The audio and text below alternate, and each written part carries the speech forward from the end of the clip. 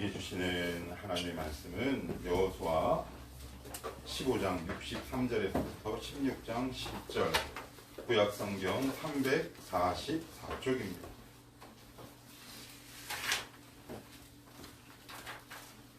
구약성경 344쪽.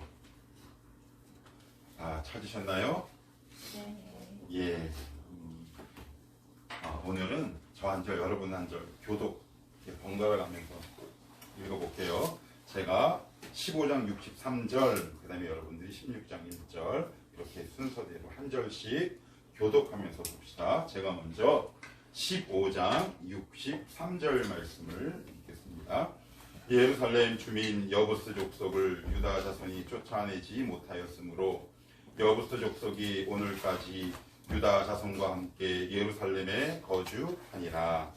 요셉 자손이 길고 먼것은 여리고 동쪽 곧 여리고 곁 요단으로부터 광야로 들어가 여리고로부터 베델 산지로 올라가고 베델에서부터 루스로 나아가 아렉 족속의 경계를 지나 아다롯에 이르고 서쪽으로 내려가서 야블레 족속의 경계와 아래 베드론과 게세레까지 이르고 그 끝은 바다라.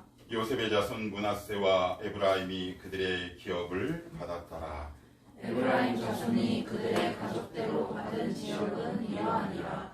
그들의 기업의 경계는 동쪽으로 아다롯 아달에서 위 베드론에 이르고 또 서쪽으로 나아가 북쪽 믹무다에 이르고 동쪽으로 돌아 가낫 실로에 이르러 야노아 동쪽을 지나고 야노아에서부터 아다롯과 나하라로 내려가 여리고를 만나서 요단으로 나아가고 또 다푸아에서부터 서쪽으로 지나서 가나 시내에 이르나니 그 끝은 바다라. 에브라임 자손의 지파가 그들의 가족대로 받은 기업이 이러하였고 그 외에 므낫세 자손의 기업 중에서 에브라임 자손을 위하여 구분하는 모든 성읍과 그 마을들도 있었더라. 같이 볼게요. 시작. 그들이 베셀에 거주하는 가나안 족속을 쫓아내지 아니하였으므로 가나안 족속이 오늘까지 에브라임 가운데 거주하며 노역하는 종이 되리라. 제가 기도하고 말씀 전하기 전에 우리 주애랑 병진이를 안으로 좀 드려야 되고요. 지금 자 편하게 들어오시게.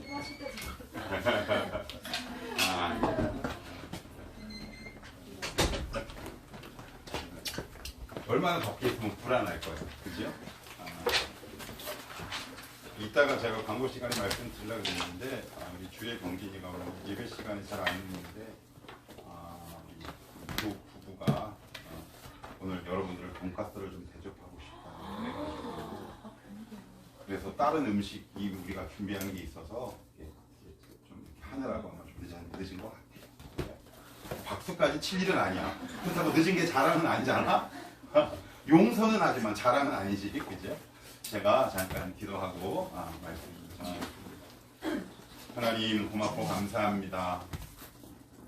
벌써 가을비가 추적추적 내리고 올 한 해도 어느덧 2달여밖에 남지 않았습니다. 지금 우리의 살아온 삶의 여정과 일정을 돌아보니 우리의 모든 발걸음이 주님의 은혜 가운데 있었음을 다시 한번 발견합니다. 하나님 오늘도 이 말씀과 은혜 안에 거할 수 있도록 우리를 도와주시고 하나님의 말씀이 우리 영혼 깊은 곳에 잘 자리 잡을 수 있도록 성령 하나님 도와주시옵소서. 말씀이 우리의 죄를 드러내게 하시고 그것을 던지게 하시고 멀리하게 하시고 자유케 되는 믿음의 놀라운 역사가 이 시간 있게 하여 주옵소서. 예수님의 이름으로 기도하옵나이다. 아멘. 오늘 제목을 같이 한번 읽어볼까요? 시작. 같이 다시 한번 읽읍시다. 시작. 이해되지 않는 말씀. 말씀이 우리 가운데 이해되는 경우는 그렇게 많지 않죠. 늘 도전적이고 늘 이상해요. 말씀이 그래서 저는 예전에 가장 다른 거는 그냥 이렇게 좀 하면 뭔가 공감이 되는데 가장 저에게 이해가 되지 않는 부분이 뭐였냐면 하나님의 말씀은 꿀과 송이꿀보다 더 달달한 말은 내가 공감할 수가 없어요. 네. 하나님의 말씀은 늘 이해가 되지 않거든요. 이해가 되지 않고 어떻게 보면 되게 급진적이고 되게 진보적일 뿐만 아니라 나의 이성과 이해에 반하는 것들이 되게 많아요. 여러분들 혹시 오늘 주부에도 나왔지만 뭐 고백했나요? 사도신경. 그 사도신경 가운데 여러분이 이해되는 것들이 무엇이 있는지 한번 제가 몇 단어를 한번 얘기해 볼게요. 전능하심. 우리 매주 고백하죠. 나는 전능하심. 이것이 이해가 되세요? 동정녀 마리아에게서 예수님이 태어나셨대요. 이게 이해될 수 있는 말입니까? 세 번째, 부활하셨대요. 죽은 자 가운데서 부활. 또 심판하러 오신대요. 그런데 우리는 이것을 매주 믿는다라고 고백을 해요. 그죠? 그런데 이 사도신경은 엄밀히 얘기하면 나와 밀접한 관계가 있을까요? 아니면 조금 거리감이 있을까요? 거리감이 있어요. 그래서 쉽게 우리가 입술로 내뱉을 수 있어요. 아, 그래, 나 전능하신 하나님 믿어. 그런데 이 말씀을 나에게 적용할 땐 그렇게 만만하지 않아요. 죽은 자 가운데서 다시 살아난다. 이 말씀을 나에게 적용할 때는 만만하지 않습니다. 씨름해야 하고 치러야 할 대가도 때로 있어요. 동정녀 마리아에게서 나셨다라는 말씀은 또 어때요? 자연 섭리와 과학이라면 당연히 남자와 여자가 육체적인 관계를 통해서 아이가 태어나야 되는데 어떻게 처녀에게서 아이가 태어나요? 그런데 이것을 우리는 매주 뭐 한다고요? 믿는데요. 그런데 이 모든 말씀과 상황들을 나에게 적용할 때는 그렇게 쉽지 않아요. 쉽지 않지요? 그래서 왜 우리는 왜 이렇게 하나님의 말씀이 이렇게 객관적으로 사도신경으로 매주 고백을 하지만 나에게 적용될 때는 왜 이렇게 이해가 되지 않을까? 왜 이렇게 납득되지 않을까? 이 말씀과 믿음이란 이 추상적인 단어는 나의 삶 속에서 왜 이렇게 자꾸 멀게 느껴질까? 우리 이 시간 이 말씀을 통해서 한번 알았으면 좋겠어요. 이 말씀을 저도 이렇게 보고 때로는 연구하고 기록을 하면서 때로는 제가 예전에 과거에 지나왔던 제 믿음의 경험치들이 이 말씀 속에 이렇게 녹아든 것을 발견하고 지금도 여전히 목사이긴 하지만 하나님과 여전히 씨름하고 있는 부분도 있더라고요. 그래서 오늘 이 말씀을 통해 하나님, 저는 이 말씀이 왜 이렇게 이해가 되지 않을까? 왜 말씀이 이렇게 설득되지 않을까요? 왜 하나님의 말씀이 이렇게 잘 귀에 들리지 않을까?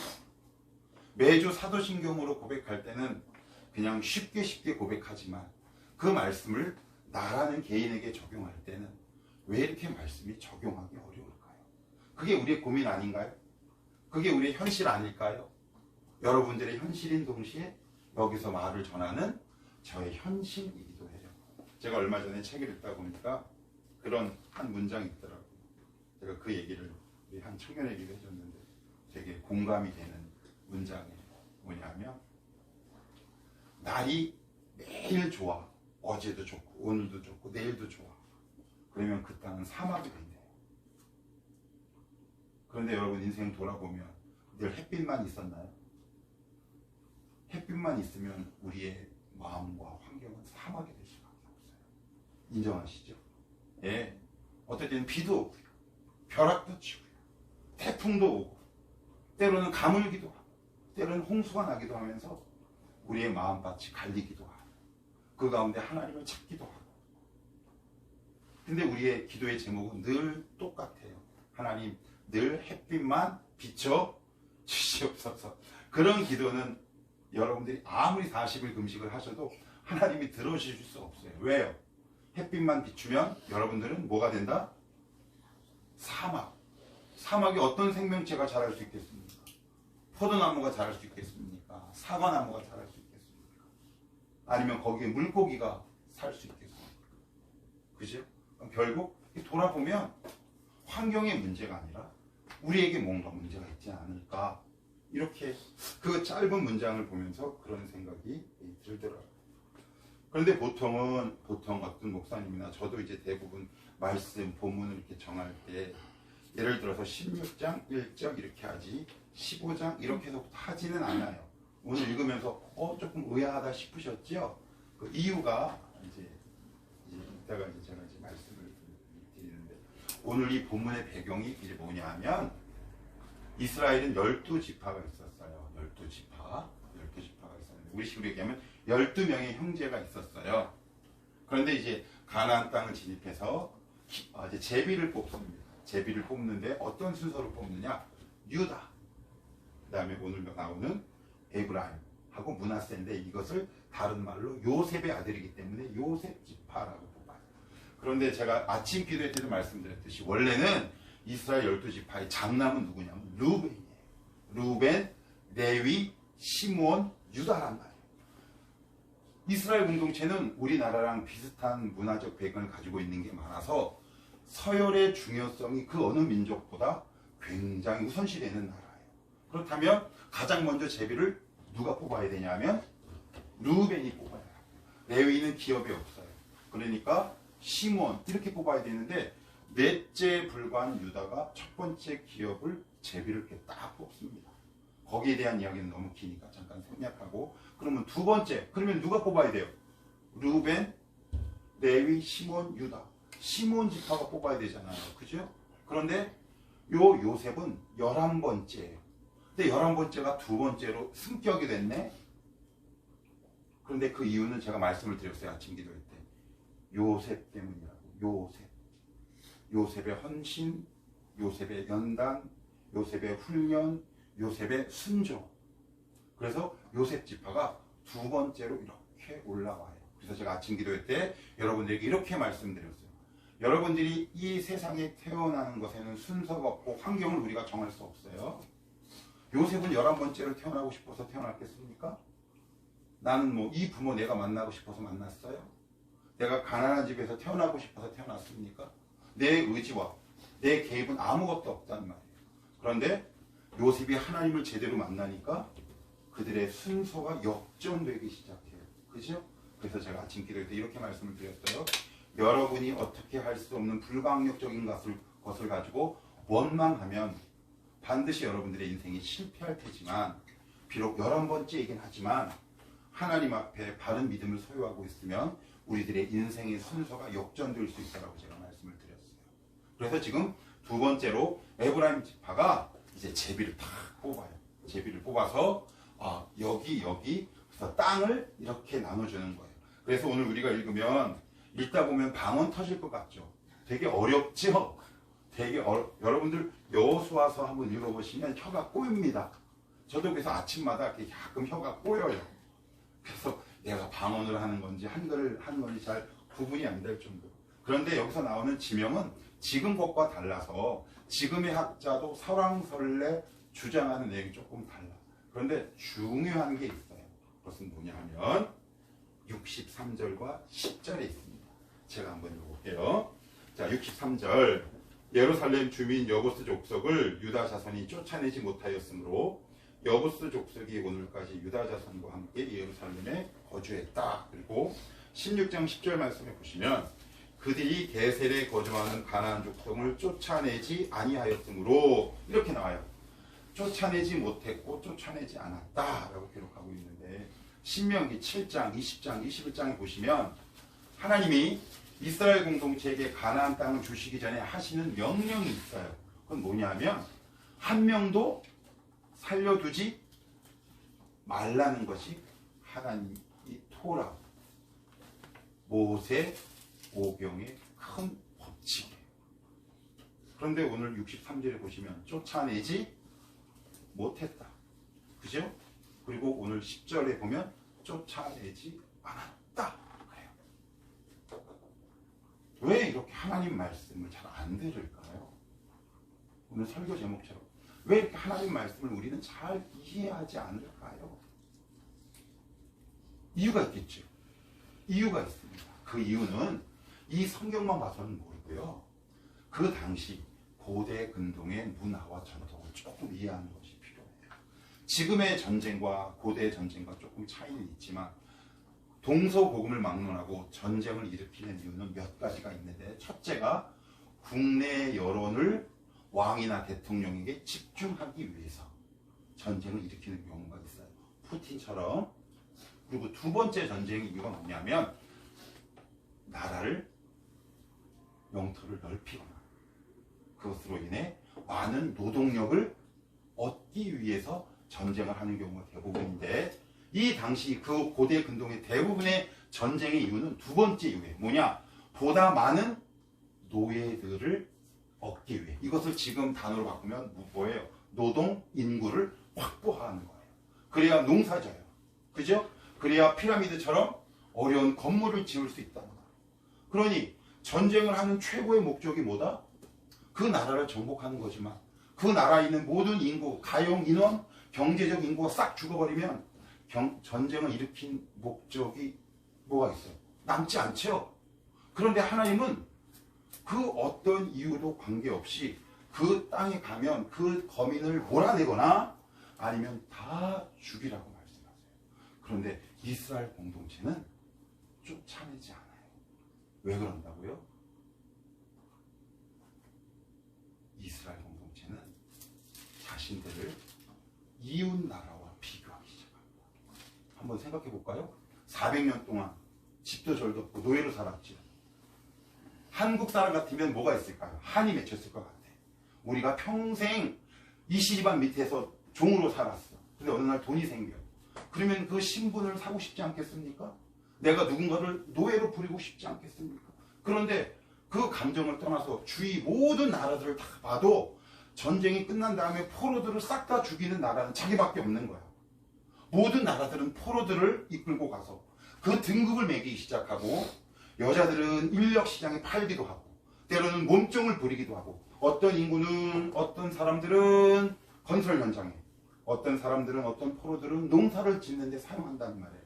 그런데 하나님은 그 모든 상황을 딱 잘라버리고 이스라엘 공동체에게 죽이거나 쫓아내라고 얘기해요. 얼마나 자기도 누군가를 노예로 부리고 싶은 마음이 있었겠어요. 그죠? 그러니 어떻게? 주위를 보는 거예요. A라는 나라를 이렇게 보니까 저기도 우리와 똑같이 전쟁을 했는데 부산물들이 너무 많은 거야. 줄줄이 사탕처럼 엮어서 포로들을 자국으로 환송하거나 아니면 거기에서 자기들의 경제적 유익을 창출하는 하나의 산업 여군으로 그들을 사용해. 이스라엘 공동체, 만약에 그 이스라엘 공동체가 여러분이라면 어떻게 하실 수 있겠습니까? 왜 우리가 하나님의 말씀이 이해되지 않는 줄 아세요? 지금 나와 나의 상황을 타인과 비교할 때 하나님의 말씀이 우리의 머릿속에 들어오지 않습니다.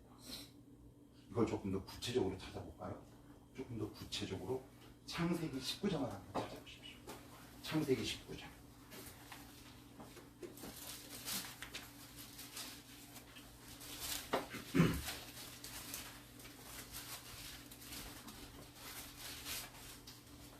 창세기 19장 한번 19장 5절로부터 한번 볼게요. 19장 5절이에요. 5절 23페이지 찾으셨죠? 네, 거기 잘 찾아두세요. 이따 다시 본문으로 와야 하니까.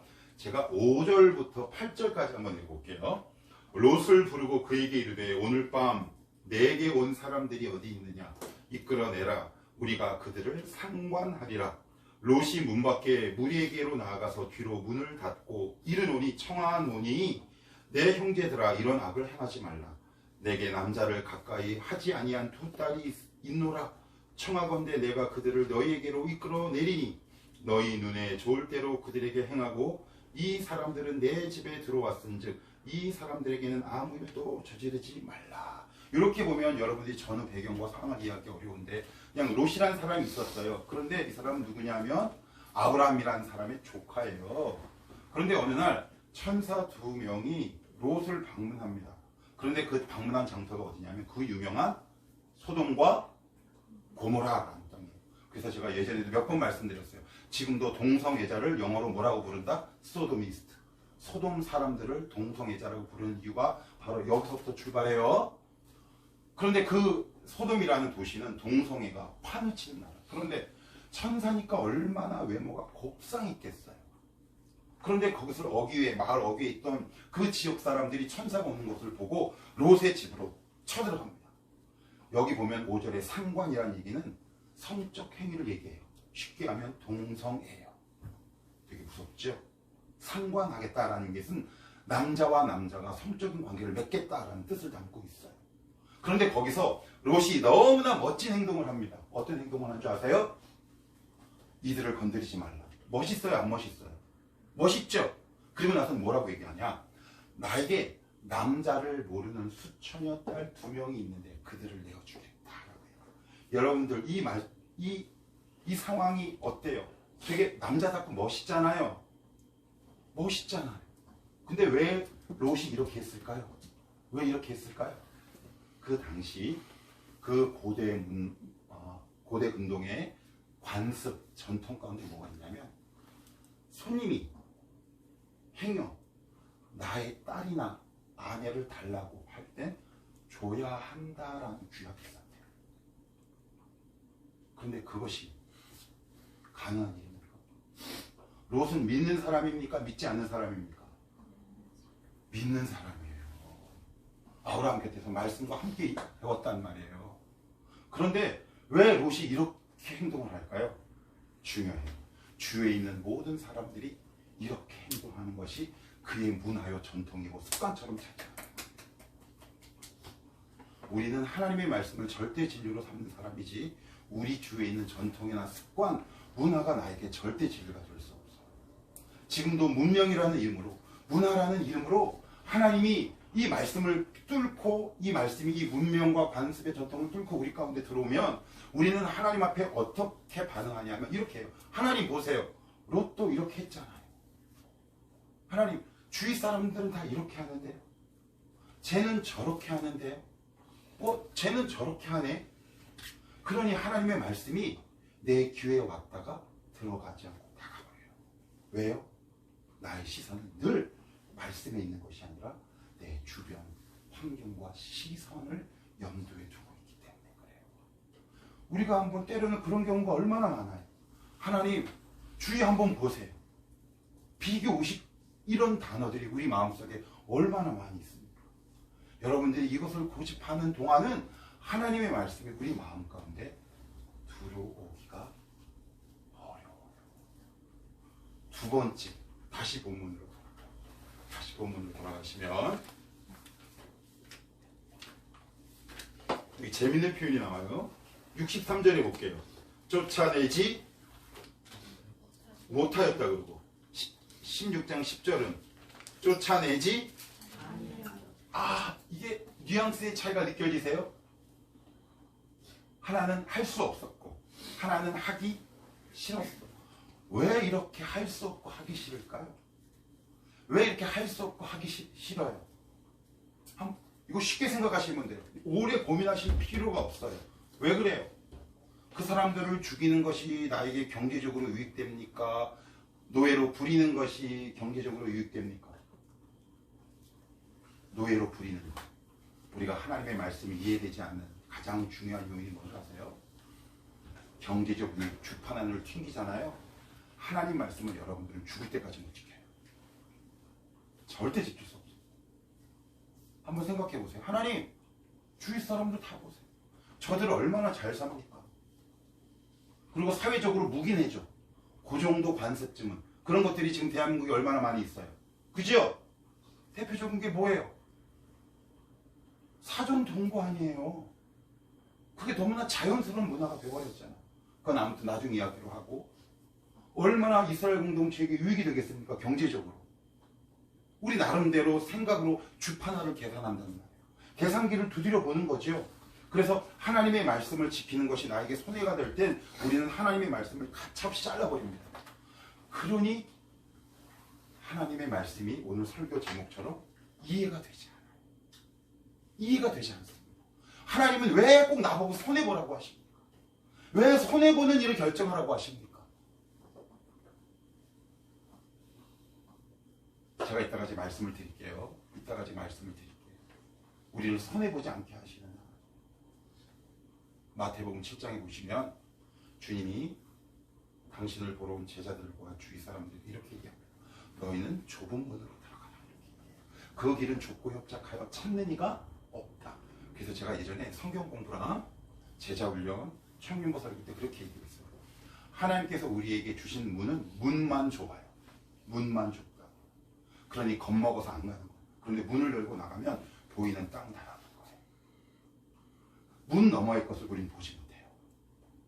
그래서 손해보는 것 같아요. 우리는 절대 내가 손해보는 일을 하지 않습니다. 그게 어떻게 예수의 제자일 수 있겠습니까?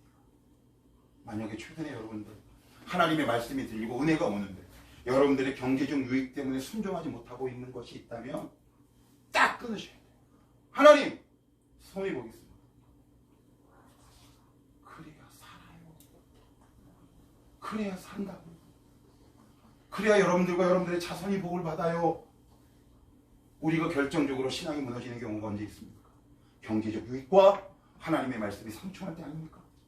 그죠? 우리는 그때마다 늘 하나님의 말씀을 저버렸어요.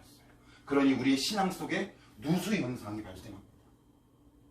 여러분 잘 보세요. 여러분의 신앙 속에 어떤 지점에서 누수 현상이 발생하는지. 많은 경우에 경제적 유익과 하나님의 말씀이 상충될 때 거기서 은혜가 새나가는 겁니다.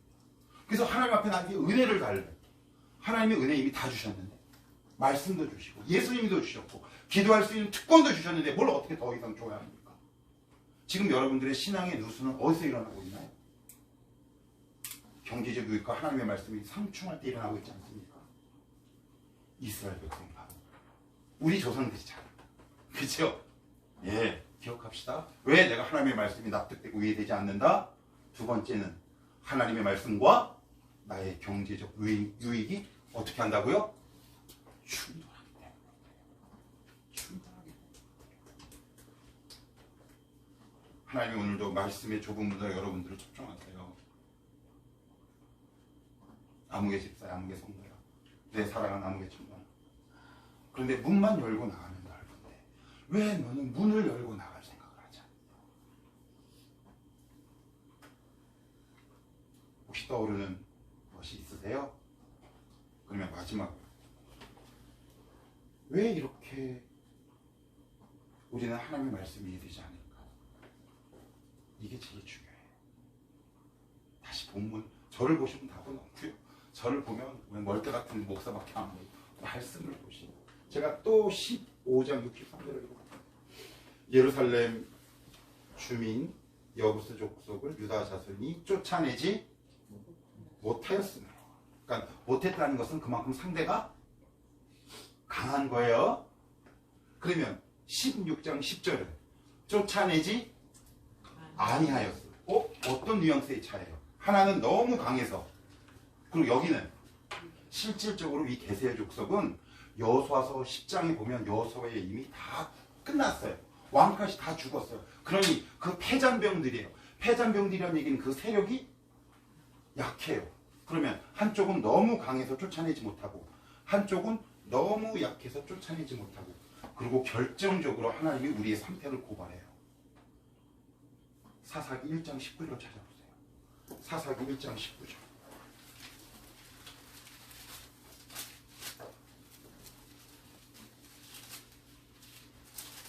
찾으셨어요? 1장 19절. 자, 1장 19절. 360쪽 사사기 1장 19절. 자, 같이 한번 읽어봅시다. 시작.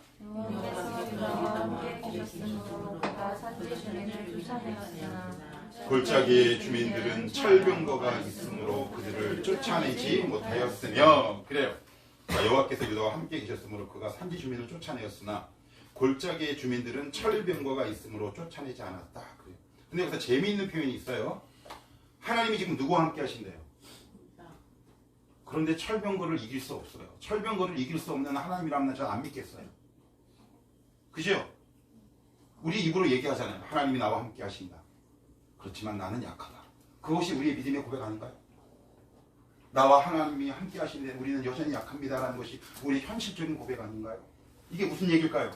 혹시 여러분 눈치를 쓰든 채기 시작하세요. 이스라엘 공동체는 강해서도 쫓아내지 못하고 약해서도 쫓아내지 않았고 하나님이 함께 계셨는데도 쫓아내지 않았어요.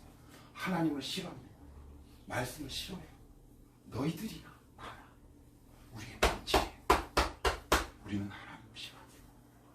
말씀을 싫어합니다. 우리는 하나님을 너무 싫어합니다. 그래서 말씀이 이해되지 않아요.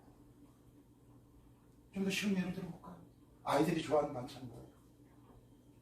소세지, 햄, 계란, 조미김 이런 거 아니에요? 거기에 나물. 그러면 아이들이 밥상을 딱 차려면 뭐라고 그래요? 이거 싫다라고 얘기 안 해요. 온갖 핑계를 다 대죠. 나 갑자기 아까 과자 하나를 먹었는데 갑자기 배가 부르네. 그런데 본질적인 이유는 뭔가요? 이 나물 반찬이 내가 싫은 거예요. 하나님이 싫으니 거기서 다양한 이유가 발생되죠. 경제적 유의라는 거. 이유는 그렇다면 여러분들이 하나님을 사랑해 보십시오.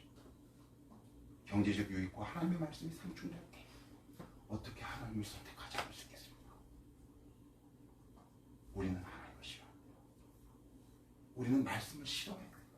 그러니 이해하려고도 하지 않고 이해하기도 싫어요.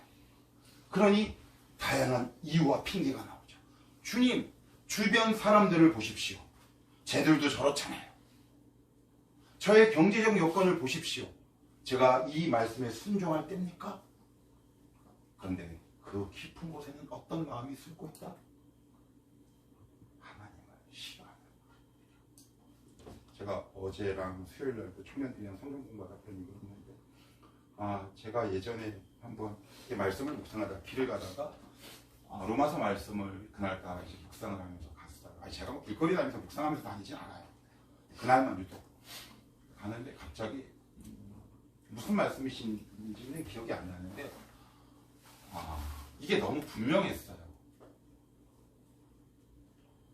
너 나 싫어하는구나. 그 음성이 너무 분명하게 들렸어요. 그래서 제가 뭐라고 그랬냐면 맞습니다. 맞습니다. 우리는 주님을 너무 싫어합니다. 그래서 이유가 생깁니다. 핑계가 너무나 많습니다. 주님 좀 도와주십시오. 예수님의 보혈로 저를 좀 씻어 주시옵소서.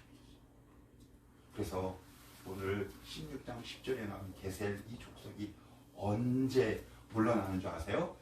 이스라엘 공동체의 초대 왕이 누구예요? 사울. 그 다음에 누구예요? 다윗. 그 다음에 누구예요? 솔로몬.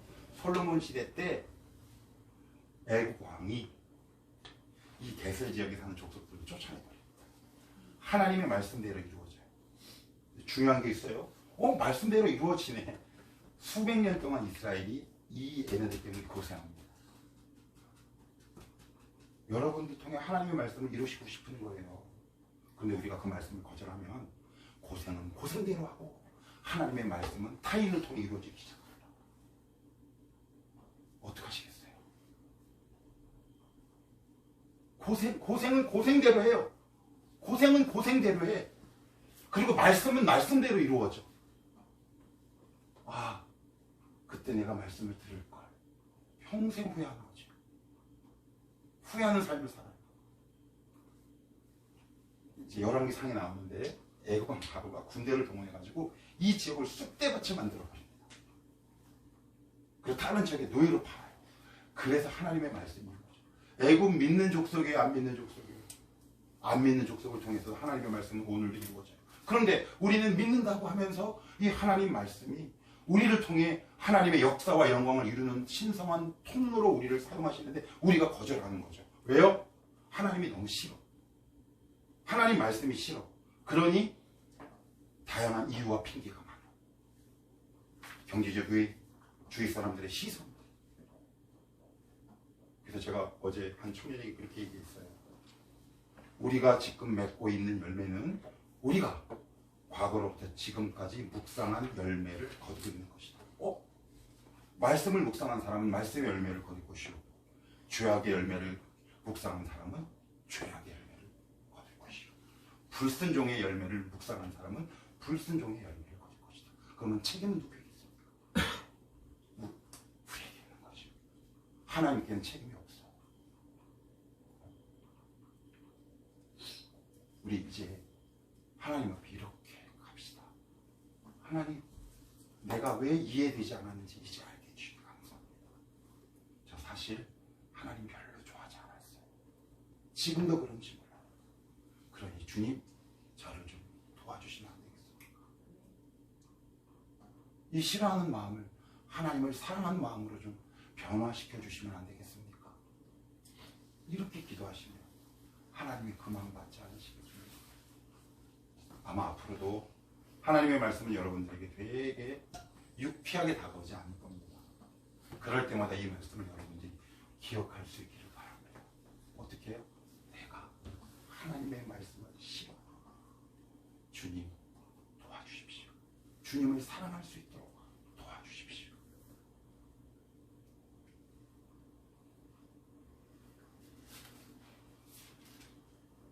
10절 제가 한번 읽어볼게요. 그들이 게셀에 거주하는 가나안 족속을 쫓아내지 아니하였으므로 그래요. 못하고 안 하고, 그렇죠? 그래서 마지막으로 룻기 1장 14절 보시면 여러분들이 그 잘 아는 룻 이야기 나요. 룻 말고 룻이에요. 근데 룻이 나오미를 이렇게 따라가요. 그런데 거기서 유명한 단어가 있어요. 룻이 나오미를 붙쫓았다라는 말씀이에요. 그런데 이 단어는 히브리 원어로 이야기하면 훨씬 더 도움이 돼요. 무슨 뜻인지 아세요? 제가 청년부라고 생각하고 수민 앞으로 나와봐. 잘 지금 말씀 적고 있는 수민이. 이게 무슨 뜻인지 아세요? 우리 수민이가 하나님이면 뒤에서 깍지를 끼다란 뜻이에요. 여러분, 아이들이 땡깡을 부릴 때나 엄마가 어디 가는 거 방해하기 위해서 어떻게 해요? 깍지를 탁 껴버리죠. 말씀에 깍지를 껴버리는 거예요. 그것이 붙잡는 거예요. 근데 우리는 이렇게 잡아요. 왜요? 언제든지 떠나요. 준비를 하고 살거든요. 경제적 위기 생겨요. 주변의 시선이 의식되면 우리는 언제든지 하나님을 떠날 준비를 하고 살아요. 그러지 말고 뒤에서 깍지를 끼고 주님의 말씀을 붙들고 살아갑시다. 이런 말을 많이 들어봤죠? 말씀을 붙들어야 한다. 그죠? 그러면 그 붙들다라는 뜻이 뭘까요? 오늘 주어진 삶의 현장에서 그 주신 말씀 앞에 순종하는 것이 말씀을 붙드는 거예요. 오늘도 그 자를 통해 하나님은 복을 예배하시고 여러분들의 가문을 일으키시고 여러분들의 자녀 손을 축복하시며 여러분들의 기업을 일으키고 때로는 여러분들의 건강을 지키시며 여러분들의 물질적인 어려움을 해결하시고 이런 하나님의 놀라운 능력, 싫다라고 고집 부리는 자들이 아니라 하나님의 은혜를 오늘도 간구하며 살아가는 여러분들의 삶이 되시기를